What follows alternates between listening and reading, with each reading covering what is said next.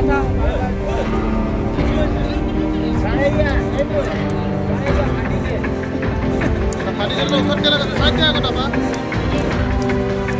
কৈছে মাইকেলা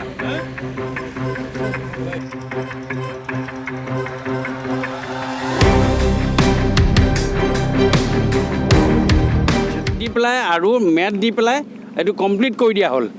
এই যিডোখৰ খহাইছে আজি এতিয়া 2.5 ঘণ্টাৰ আগলৈকে মানুহে ইয়াত কাম কৰি আছে আৰু মই নিজেও 2 ঘণ্টা 2.5 ঘণ্টা আগতে ইয়াৰ পৰা গৈছোঁ।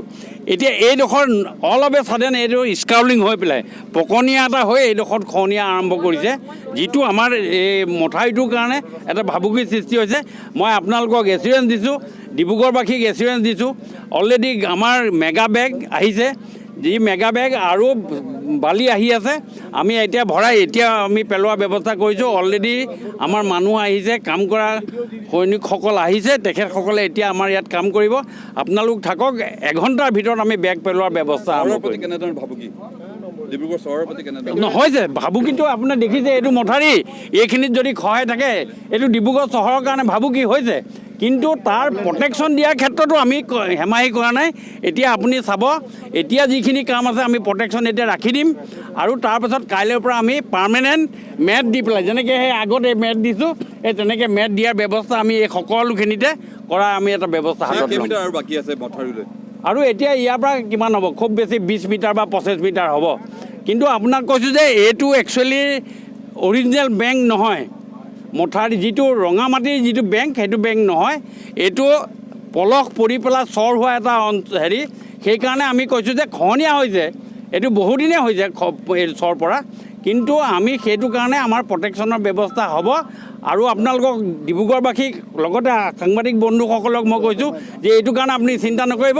ইয়াৰ কাৰণে ৰাতি দিন খাটি হ'লেও এইটো ব্যৱস্থা আমি উইদিন আৰু 5-10 মিটাৰৰ ভিতৰত আমি ৰাখি দিম। আপোনাৰ প্ৰথম কথা হ'ল আমাৰ দিবাঙৰ যিটো পানী ডাইভাৰশ্যন হৈ পেলাই আহিছে, তাৰ কাৰণে আমি ব্যৱস্থা তাত দিবাঙত আমি লৈছোঁ, এইটো বেলেগ কথা।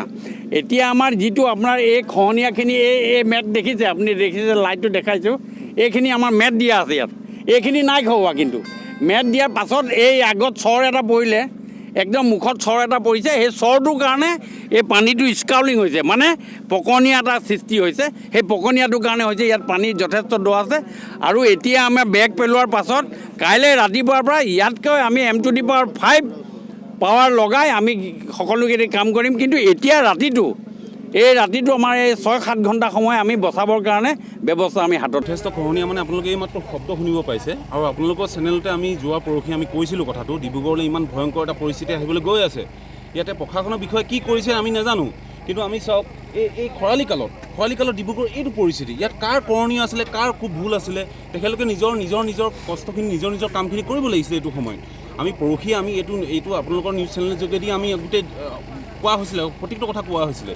আজি পৰিস্থিতি চাওক, এই দুদিনৰ ভিতৰত পৰিস্থিতি আপোনালোকে নিজৰ সন্মুখত চকুৰ আগত দেখিব পাইছে। আজি ইয়াতে আম গছ এজোপা আছিলে জানেনে, কেইদিনমানৰ পৰহি ইয়াতে ডাঙৰ এজোপা আম গছ আছিলে, আম গছজোপা আমাৰ চকুৰ সন্মুখত আজি খহি গৈছে। এনেধৰণে থাকিলে নিশ্চিতভাৱে 1 দিনৰ ভিতৰত, আজি ৰাতিৰ ভিতৰত ডিব্ৰুগড় চহৰ শেষ হৈ যাব, নিশ্চিতভাৱে মই কৈ দিছোঁ আপোনালোকৰ আগত।